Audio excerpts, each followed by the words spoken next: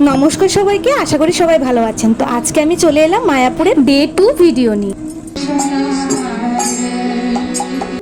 আর আমি আগের ভিডিওটাতে বলেছিলাম সন্ধ্যা হয়ে যাওয়ায় আমরা ইসকন মন্দিরের ভেতরের জায়গাটা আমরা ভালো করে ঘুরতে পারি, তাই আগের দিন আমরা মন্দিরের বাইরের অন্যান্য মন্দিরগুলো প্রদক্ষিণ করে নিয়েছিলাম।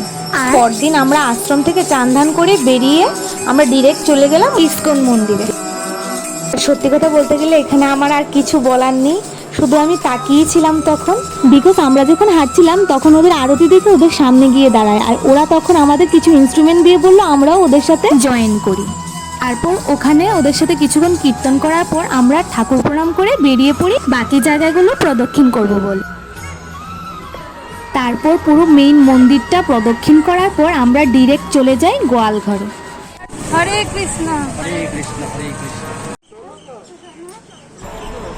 এই যে এখানে আমরা চলে এলাম, আর এখানে আমার দাদা আদর করার পর ওকেও আদর করছে। বাহ, ও একটু হাত বুলিয়ে দিল। তারপর এখানে আমরা অনেকক্ষণ সময় কাটানোর পর আমরা আবার চলে এলাম মন্দিরের ভেতরে। সত্যি যতই দেখি ততই যেন আর মন ভরে না, দেখতেই থাকি, এত ভালো লাগে।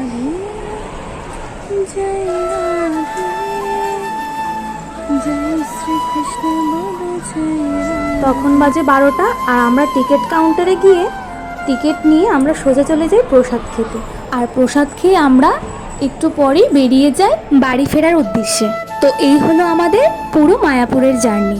পাশে থাকবেন, ভালো থাকবেন, ধন্যবাদ।